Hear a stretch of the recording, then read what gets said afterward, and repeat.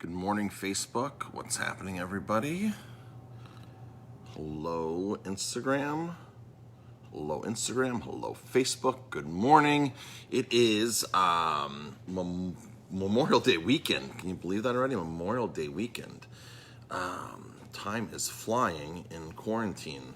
So, I'm going to talk about a few things today that we just got in stock that are, so most of you know that we operate a grocery store here in the restaurant, as well as to-go food, prepared foods. We just launched our new menu yesterday, and we have a lot of wine and spirits to go. We have a lot of really cool stuff here. So we're operating as a grocery store, farm to table, like farm market, and still a restaurant. And our new menu is up and launched. So it's some pretty exciting stuff going on here. We are keeping very, very busy.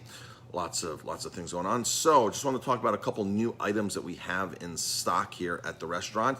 Things that you've been asking for that we are bringing in. All right. I did a whole thing on the best oils to cook with a while back. If you missed it, I'll do another one. Don't worry. A lot of the topics that I do, I don't mind repeating because you never know when somebody watches it and who catches it. So we now have local sunflower oil packaged in these 16 fluid ounce bottles. So we bought it in bulk and repackaged it ourselves, which saves you a lot of money. That saves you a lot of money. So we have sunflower oil in stock. It's on the list now. And we have avocado oil. Same thing, same setup. We bottle them ourselves. We buy a big gallon of it and rebottle, which saves you money. The sunflower oil is local, it's cold pressed, it is unfiltered, it is an amazing oil to cook with. It does have the aromas of sunflower on it. So if you don't like sunflower, this oil is probably not for you. But this is very heat resistant, it's very durable oil, it's an amazing oil. It goes great with potatoes, it gets that nutty sunflower taste on it. We also got sunflower butter in. Once again, nut butters. We have got their 16 ounce nut butters, and let me see if I can grab one of these really quick. This is brand new too. Once again, sunflower seed butter. Pretty cool stuff. I love this. My personal diet, I really don't consume peanut butter. I consume this. Sunflower seeds are extremely healthy for you. So much more healthier than peanut butter, much more healthier than peanut butter. And in the seed world, one of the seeds that's healthier than this is watermelon seeds. So if you ever have an opportunity to grind up watermelon seeds in your smoothie, go for it, because they are more powerful than sunflower seeds nutritionally. I don't remember the exact stuff that sunflower seeds have in them. It's some kind of acid in there that's super good for you. But the problem is watermelons don't come with seeds anymore because they've hybridized these things to grow without seeds, because the consumer does not want to be bothered about spitting seeds out of their watermelon. But we've lost a lot of nutrition in watermelons because that has happened. So if you can get a seeded watermelon, take every opportunity to do that and consume the seeds. But you have to break through the seed and bite the seed to release that acid and the nutrients in the seed. You just can't swallow the seed. It's never going to digest, and nothing, the magic's not going to happen. But sunflower seeds are awesome. Sunflower seed butter, once again. This is our favorite nut butter company. Once again, it's located in New York. They've been in business almost 50 years, like 48 years. They've never ever had a recall on their peanut butter. It's standard process for peanut butter producers to have recalls every few years because they use cheap peanuts, and cheap peanuts have all these toxins on them. In fact, peanuts, the way you grow peanuts commercially, they're susceptible to like 28 different molds and toxins. That's maybe one of the reasons why a lot of people have allergies to peanuts, because just what's in them to begin with is not a cool thing. So once again, Nut Butters has never ever had a recall, which is really cool, which means they're buying higher quality peanuts. The higher quality peanut you get, the less issues you have with toxins and molds, because you're paying for a higher quality. Once you get to like the pieces and the ends and the cheap stuff and the cheaply grown stuff, processed stuff, that's where you're having problems. So for example, you'll never have a problem on like whole peanuts, the whole peanuts you crack open and eat. You'll never typically have a problem with those because that's a first quality peanut. It's a whole peanut. But once you start shelling peanuts and you start getting into the pieces and the remnants, that's what a lot of these big producers do. They don't buy first quality peanuts to start making peanut butter. But once again, nut butters do, and that's why they've never had a recall. Really cool. Ground beef is back in stock. I don't know how long it's gonna be back in stock. Ribeyes, strip steaks, ground venison. So if you're grilling this weekend, if you're grilling at all this weekend, come grab some steaks and some ground beef from us. I'm only getting in like 60 or 70 pounds of ground beef, and it's gonna go like that. I mean, it's gonna be out of here in no time. So if you want some ground beef, it comes frozen, 1 pound, grass-fed, grass-finished beef. Venison, same thing. I believe they're 1 pound. If they're not, we'll make them 1 pound. We can repackage with the ability to repack. $9.99 for venison, $8.99 for ground beef, grass-fed. Our strip steaks and ribeye steaks are back, and everything's gonna be in today, folks. We're expecting all this today. We're like tapped out of steaks. Our grass-fed supplier has not gotten any for 2 weeks. The market's very tight. They called me yesterday and goes, Marcus, we can get you 2 cases of this, 2 cases of that, and only 60 or 70 pounds of ground beef. And I said, I'll take it. I'll take whatever you can give me. So if any of you are interested in that, that is going to go quick. If you're grilling it all this weekend, this is your ticket right here. The ground beef, grass-fed ground beef, the grass-fed venison, and the steaks. Right there you go. We'll have all those in stock this afternoon. I'll have them cut up and portioned out. So, of course, we still have all of our fish in stock. The only thing we're running low on is albacore tuna. I was told from our supplier this week that there's going to be a 3 to 4 week lag supply shortage of our albacore tuna. So if you're an albacore tuna fan, we'll have it on our menu, but I just can't sell it to you because then we'd run out of it. So that's the story with that. Our new menu is up, and we launched it last night. A lot of people ordered off of that. Prices came down on a lot of things. So that's really super exciting. A lot of positive reviews on that. We're updating our Yelp and our TripAdvisor today. It takes a little more time to update those menus on there. But our website is fully up to date with our menu, and that is www.aromathyme, like the herb THYME, bistro.com. And you'll find our full menu there. So that's the story with that. Let's see, anything else going on today? Jamie's Happy Hour live at 4 o'clock. The 6th, Saturday night, June 6th, Michael Davidson, the owner of Black Infusion, the fig vodka and the apricot vodka, we're going to do a virtual hangout with him, a musician, and we're going to do some cocktails. You get everything from us and take it home and hang out with us. We've done 3 of these so far that have been a success. So we're going to keep continuing that. We're not doing it this weekend because it's Memorial Day weekend, and Jamie and I are super busy this weekend, like insanely busy this weekend.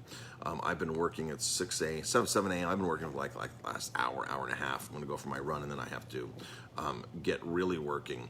So Michael's on our Facebook Live. He's saying, awesome. Michael was here the other day in person.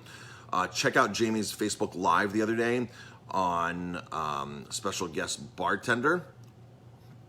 That is where Michael's on mixing his cocktails, making drinks, making some really cool drinks. So that is awesome. Our frozen drink machine should be in next week. We've ordered it. We'll have frozen Negronis and frozen rosé. So that will be very cool. We'll be able to give you that in to-go cups to go. We have canned cocktails coming in today. If you're out hiking, responsibly hiking, that is, as in removing your garbage from the trails. Responsibly hiking, whatever you take into the state parks and the DEC land, please remove it with you. Nobody else wants to deal, especially Mother Nature, with the garbage that you leave behind. A lot of trailheads do not have garbage cans because garbage cans will attract bears. That is why you will not enjoy going to a parking lot, seeing a bunch of bears in the garbage can and want to go hiking. You won't feel comfortable. That's why there's no garbage cans. Whatever you take in, you have to take out. I'm assuming the trails here will be packed this weekend. There are tons and tons of trails. Lundy Forest is not as packed as the other properties. You have the state parks like Minnewaska and Sam's Point, which are only operating at half capacity car-wise. So for state parks, you actually pay per car to park. In Minnewaska Preserve, you pay per person. That's the difference. So when you go to a state park, So if you're going with friends, I recommend you carpool to a state park. So that leaves a spot for other people. Sam's Point is only allowing 50 cars in at one time in the parking lot. That's it. 50 cars, no more than 50. So if you're meeting a friend there, I suggest you park somewhere else and then carpool into Sam's Point, so it'll allow another car to come in. So you pay for parking in state parks. There are a lot of access points into the state parks, smaller parking lots, where there is no parking fees because they're not official parking lots. There's access, if you're going to Sam's Point, there's access on 2 separate points, one on 52 where the bridge is over Nevele Falls, over Honors Haven, Nevele Falls, and that you can park on the side of the road there and hike up South Gully into Sam's Point, or you can go up on the South Gully actual road, the paved road, and where the trail crosses the road, there's opportunities to park on both sides of the road. There's no parking signs. You can park there many times, and you can go up and down the mountain there as well. If you park up there, it's only 3/4 of a mile to Sam's Point Loop. It won't take you to the parking lot, but it'll take you to the loop, and then you can loop around the lake, Sam's Point, and come back to that point. And it does go by the parking lot at that point if you loop all the way around. So get out, get active. It's going to be a beautiful weekend. Enjoy the trails, but do it responsibly. So we have canned cocktails. I see a lot of people that are out there hiking and seeing DEC property. They're out there relaxing, picnicking, things like that. They're out there drinking, which I don't have a problem with that because I've gone out and celebrated many hikes where I've gone out and taken a bottle of something and celebrated. But once I'm done with it, I bring all the garbage back. So be prepared to do that. Nobody else wants to, especially Mother Nature, deal with the garbage. Thank you everybody for tuning in. We got a lot of people on. So Shane, Lance Lewin's on. What a wonderful service, products, and wealth and knowledge. Thank you very much, Lance. Appreciate that. He was one of my high school teachers, health teachers. Of course, Michael's on, Michelle's on, Linda's on, Jamie's on. Yeah, all right, awesome, everybody. A lot of people on this morning. It's early, I know it's early. I like getting my Facebook Lives done early, my Instagram Lives, so I like getting them done early because sometimes they go on for an hour or so. I start answering questions and just start talking, and people are still on and engaging, so I don't like to end them. So if I get them done early, then I can do a bunch of other things. So I'm not going to make that one this long today because I do have a bunch of things to do, and I have to do a little driving today and take care of some errands. And I'm going to go for a run right after this, but I'm going to send out an email here very soon with our new grocery list. Our new grocery list is updated, by the way, on our website to reflect the ground beef, to reflect the oils, the avocado oil. Avocado oil, folks, by the way, is one of the best oils to cook with. You don't want to use a lot of oil to begin with to cook because oil is a refined food. So in nature, you could never eat enough avocados, enough olives, enough whatever to be able to have that much oil accessible, and your body doesn't know what to do with that much oil. So as little oil as possible to get away with is recommended by most of the health experts, especially when you start following people like Dr. Clapper, he's a medical doctor, the guy who does the starch solution. I can see a picture of him. These are cardiologists, Dean Ornish, another medical doctor. These top cardiologists are saying zero oil in your diet, zero oil. Dr. Clapper, zero oil. These guys are phenomenal cardiologists. And they say if you have heart disease, if you have issues like that, then you should be having zero oil. Not zero fat, but zero oil, because oil's refined. They do prescribe low-fat diets. If you look at Clapper's diet, if you look at Dr. McDougall, he has a starch solution. Dr. McDougall, these are medical doctors, by the way, MDs, and Dean Ornish, who's had the longest-running nutritional cardio health program, heart program out there since the 70s, and insurance companies actually support it and cover it in the state of California. So that's really exciting. Dean Ornish's stuff is groundbreaking stuff. In 28 days and 3 months, 28 days, you can basically have, or in 1 month, you can basically have a lot of hope back into your health by following his diet. And I know a lot of people have a lot of success. So, all right, folks. Don't forget new IPA packs coming today. Oh, new IPA packs coming today. Is there a surprise in there? There's an amazing beer in there, as long as it's on the truck and it's not damaged. Because I hate to say sometimes that we have this beer coming, because sometimes the delivery driver somewhere in the transportation process. The case is dropped, the case is damaged. It's not on the truck. What they thought was in the warehouse is not on the truck. Sometimes somebody will swap that case out, you know, in a salesperson and give it to somebody else. To get some of this really good beer sometimes is tough. So we always order one extra case every week. So we order 5 cases and we only need 4. We always order an extra one because it sure enough happens every other week, every 3 weeks. Something's wrong with one of those cases. It's not there, or a case is damaged, and we're like, oh boy. So we just know, and then we just simply refuse the one, or we keep it based upon if we really want that. So there is a 100-point rated IPA coming this week. Yeah, yep, 100 points on Beer Advocate, I believe. Cody sent me the information. I know the beer. I've never really had it. An amazing beer. It's getting paired with some other beers. 1999. I asked Cody, if you know Cody, he works for us, the guy with the beard who waits in tables and mixes drinks behind the bar. I told Cody, because he does all of our beer ordering, I told him, let's get 2 cases. He goes, Marcus, don't push it. He goes, we got 1 case coming. He goes, I doubt they're going to give us 2. I said, just ask. Don't forget our growlers, right? Growlers, yep. And, you can bring in a growler. We have an IPA on tap. Yep, we have an IPA on draft right now, which is the Juice Bomb. It just came in yesterday. So we have a fresh keg of Juice Bomb. All of our drafts are half price for takeout, of course, because all we can do is takeout. So you bring a growler in and fill it. We do have growlers here. We do have the small growlers. This is 32-ounce growlers. We have a 64-ounce growler or mason jar, whatever you want to fill up with beer. They are half price. When we reopen, we're going to keep the Juice Bomb or the Fiddlehead on draft at all times at an awesome price. I think we're going to do like $5 pints on a regular basis. No more $8 pints on those. They'll be $5 pints. That's just going to be our new normal price. So our new normal here at the restaurant, once we reopen, is going to be better values, and that menu's already in place on our website and getting on our Yelp and TripAdvisor hopefully this morning. Here, we're working on that. I have somebody already spent the last hour making updates on that.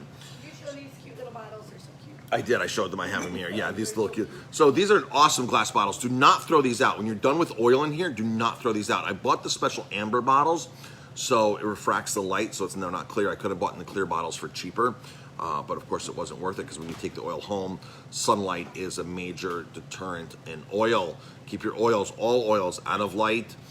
Keep them airtight, and if you can keep them in the refrigerator, keep them in the refrigerator. It just slows down the oxidation process. All right, if you're keeping oil on your windowsill at home, that is a major no-no. It's going to get sunlight. It's going to get, especially direct sun. That is a major no-no, and then it gets hot.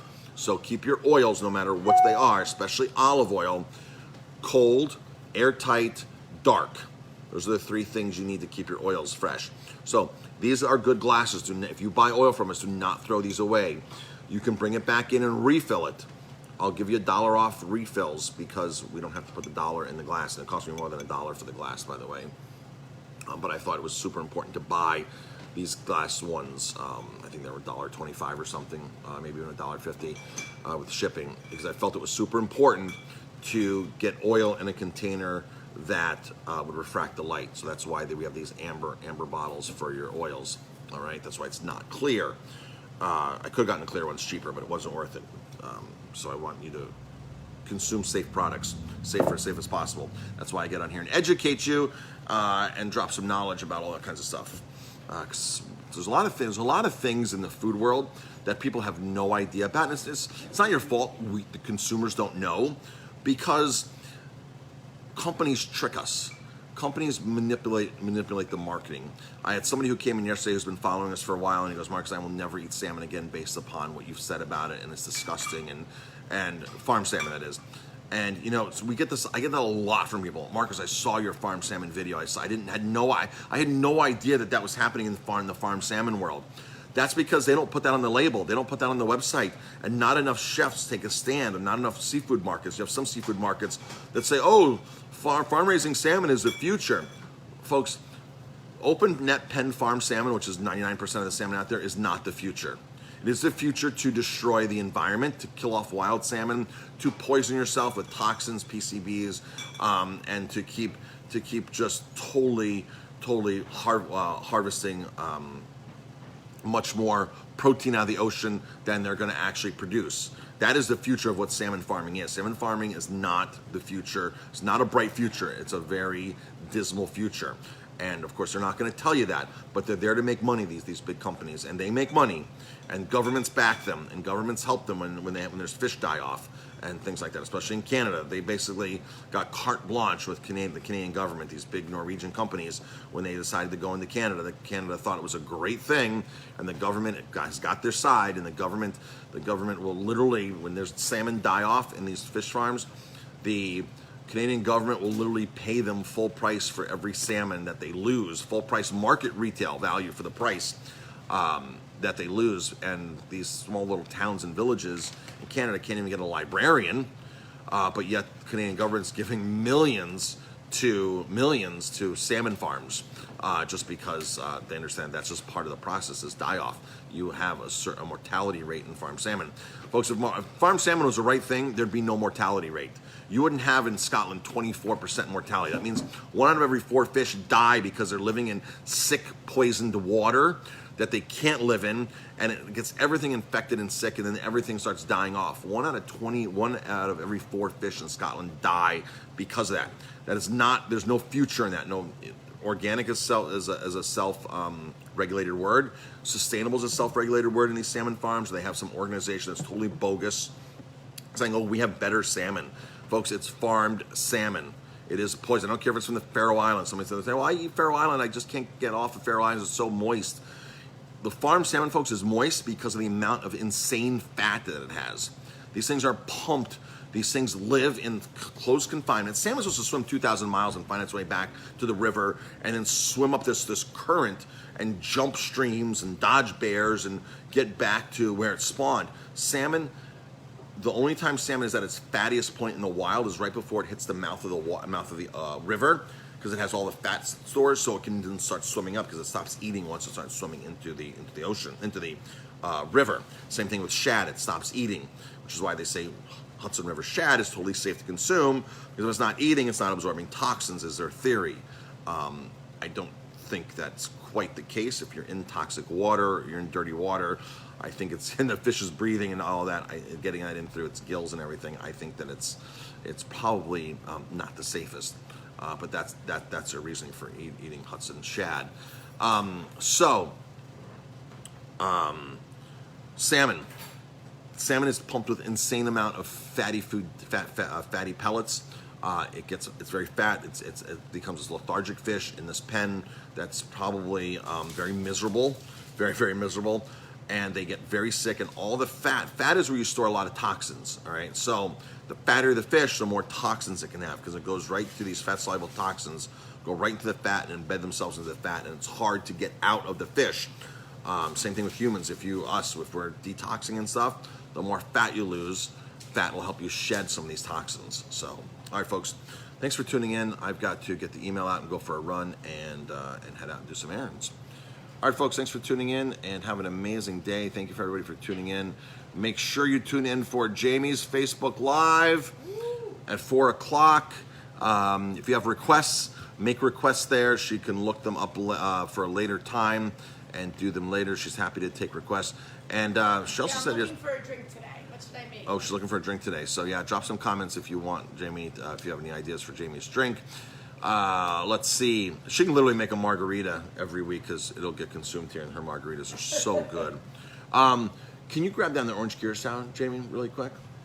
Right. So folks, I had to be greedy on something just recently. I had to be very, very greedy on a product because this product here is what we use to make our margaritas, and it's being discontinued in New York State for the time being. One of our other wine distributors is going to pick it up, but they don't know when. So this is Brovo Spirits, and it's an orange curacao. Most margaritas are made with cheap triple sec in restaurants. Triple sec that is very chemically manipulated, glycerin, sugar. It's basically a neutral grain spirit that's just a lab experiment, a science concoction is basically what triple sec is in most restaurants. If you get Grand Marnier or Cointreau, then that's a different level. But there's a reason why Cointreau is $40 on the shelf and or 40 or 45 on the shelf, and triple sec is $9.99. There's a reason, because a triple sec is literally a science project. Neutral grain spirits plus sugar, glycerin, and flavorings, and that's what you call triple sec, and then puts a fancy label on it like it's from some island somewhere. But that's not the reality. This Curacao here from Brovo is 3 different spirits: rum, French brandy, and neutral grain spirits, like third. Then it's 3 sugars: Muscovado, agave, and there's 1 other sugar in there. Then it's 3 oranges, 3 different types of oranges. It is a real product. It is a real Curacao. This was made by a bartender in Washington State. This company was founded by a bartender, and this was specifically made for margaritas. This is our margaritas, and one of the things that makes our margaritas really, really good. When you drink this by yourself, like, oh my gosh. But I bought literally like 5 cases in the last couple weeks because the vendor, the distributor, is discontinuing it. I basically sent them an email and said, no more restocking your product in New York. Good luck. And there you go. So they kicked them to the wayside. It was one of the big companies here in New York. One of the big companies in the country. It's in like 40 states. Not a fan of this company, but they were stocking this product for the longest time. So I immediately called the owner and I said, what's going on? She goes, Marcus, they just basically said, we don't want your product anymore. That's it. They don't need a reason. We don't want your product anymore. So I bought everything the distributor had. The distributor has like 4 warehouses in New York, and they keep transferring product to the local warehouse because I keep buying it, and I'm the only one really buying it in the state. So we've got a wrap on this, and I can't sell this because I'm afraid I'm going to run out. If this runs out, we have to go back to the drawing board for one of the major ingredients in our margarita, which there are other brands out there. We will find something, but this is what we're used to. This is what we've been using for a while, and we love this product. So if you come in, I'll taste you on this product. No problem. In fact, if you want to buy any of the wines here or any of the spirits here, some of them are open already behind the bar. So if you want to try something, we'll be happy to try on something. When you try a lot of this stuff, you're like, oh my gosh, I want a bottle of that, right? So not all of our wines are open though, but a couple of the wines are open. But I think all of the spirits that we have sitting on the counter there, the bourbons, the vodka, the vermouth, all that is open. So when you come in to pick up your takeout food, you can actually try something and decide before you actually buy it and get it home. The 6 and 20 is here. The brown sugar bourbon is here. Mr. Peabody's are all fully in stock. We just got more tequila in yesterday. The Pueblo Viejo. The price went down per ounce because we bought a liter instead of $7.50, so we raised the price a little bit, but it's still the same value. It's a bigger bottle. So, and Pueblo Viejo is amazing stuff. We had to actually buy 3 cases of liters, which is expensive to keep the price down. So it's at a really amazing price. We try to price everything in liquor store pricing here. So some restaurants are still marking up 4 times and taking 20% off, 3 times and taking 20% off. And then some restaurants, very few restaurants, are saying, okay, we realize that you as a consumer can pick up a hamburger for me, a burger for me, and then walk down to a liquor store and pick something up for $9.99 or $14.99. I understand that concept. Some other restaurants do too. So if I can save you a trip, to the liquor store, I can do that very easily here because I've priced everything very competitive with the liquor stores. It's either $1 less or $1 more. It's right in that price range. I look everything up on a program that we have to see what the going retail is for it and make sure that I fall in that price range. And if I can't fall in that price range, I typically won't bring that product in bulk, like cases and stuff, because I don't want to. Somebody say, well, Marcus, you're way too expensive. I might have a bottle for it if you want to pay a little more for it. I can't buy everything. A lot of liquor stores will go really deep, which means they're buying 5 cases, 10 cases, 25 cases on certain things to drop the price significantly down. And in a small restaurant like here, I can't spend $2,000 on one rum to get it, to get it in the right price point. It doesn't make sense. So I typically don't merchandise those things, but things I do buy in right quantities, I can merchandise those at a competitive price. Linda says, what is the best dry white wine? Well, the best dry white wine is the wine that's in your glass that you're enjoying. As far as that, we have several white wines here. We have a Seaside Sauvignon Blanc from Marlborough. We have a nice $9.99 Chardonnay, which is really good from Southern France for $9.99. Chardonnay is really good. We have the Portuguese blend here. We just put out an Alsatian Pinot Gris yesterday and a Friuliano. That is, I haven't even priced those yet, but the Portuguese blend is awesome. That's my go-to wine, mine and Jamie's go-to wine. So, the Portuguese is typically open, Linda, when you come in if you want to taste that. That is here. We have brought in the Poli vermouths. Folks, vermouth, if you've never had a red vermouth with a couple of rocks on it in a rocks glass, and you like wine, red wine, you're missing out. Vermouth is amazing by itself. You don't need to mix it. In Spain, on our trip to Spain 2 years ago, most bars had vermouth on draft. You could buy a pint of vermouth on the rocks for like €2. Insane. There was red vermouth all over the place. Every small town that we went to had their regional local vermouth on draft. That's red vermouth on draft, so Spanish vermouth. Really, really cool. I would love to get a draft line of vermouth here. Vermouth is, we need to get people used to drinking it. We have several vermouths here now that you can buy and enjoy by themselves. You can make a cocktail with them too, but they're really, really good by themselves. All right, it's getting late. I gotta get up for my run and do some work. And talk to everybody later. Have an amazing, amazing day, amazing weekend if we don't see you. And remember, ground beef is coming back in. I only get 60 pounds or so coming in today, and it'll sell out like that. So if you want ground beef, it's $8.99 a pound. It's grass-fed, grass-finished. Our venison that's coming in, $9.99. It's back in stock today. I only got like 30 pounds. It's hard, folks. There was almost a 3-week lag on new product coming from our distributor. It was tough to get product, really, really tough. And today I was rationed. He's like, Marcus, you can only have 2 cases of ribeyes and 2 cases of strip steaks. Folks, that's going to be gone by next Friday. So I'm hoping that next week they'll ration me 2 more because that's the reality of it. Things are getting rationed. Chicken, I just can't buy chicken every day like I used to be able to. I used to be able to go online to our trusted vendor and be able to pick from 3 different brands of hormone-free, antibiotic-free, never ever given those programs from small family farms that come through the store. I used to pick from 3 brands on a daily basis and be confused like who I'm going to pick. Now it's like I have to get this one because this is the only one available. And most days, out of all 3 of them, none of them are available. So we have to buy chicken. Like I have to pre-order chicken for 3 days out. And so the order comes in and it's like, well, that chicken you ordered last night was actually a pre-order and won't be in until Monday. I'm like, oh my gosh. So that's the reality of what's happening right now in our distributor world. Things are still coming in, but it's much, much, much less, and the prices, of course, have gone up. We do have gloves. I have an amazing source for gloves. I can buy as many gloves as I kind of need right now, which is fantastic. It's our one main supplier. It's on their website says global shortage. No idea what an ETA is.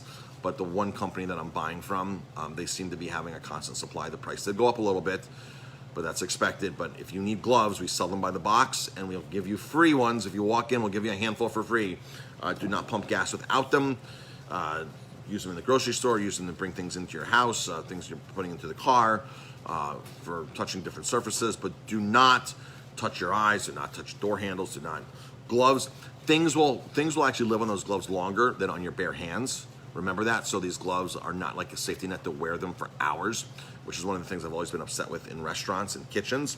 These cooks will literally wear gloves like for hours. I'm like, dude, you've just touched chicken, you've touched this, you've done. I'm like, that's not what gloves are for. And a lot of cooks are embedded to think that way because the health department wants to see gloves on people.